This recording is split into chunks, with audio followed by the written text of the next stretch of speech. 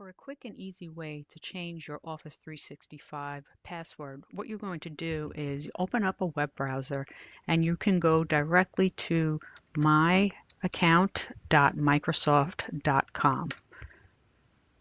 Now, if you're already logged in like I am, it will go straight to this page. If it prompts you for your password, you'll put your password in, and then you should also arrive at this page.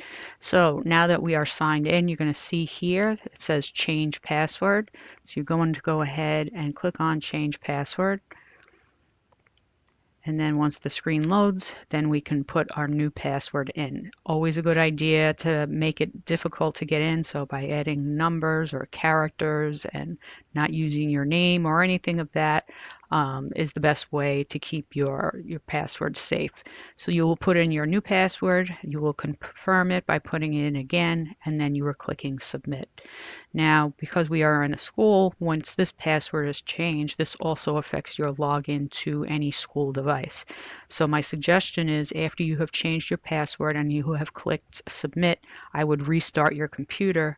This way you can sign into your computer with the new password that you just created.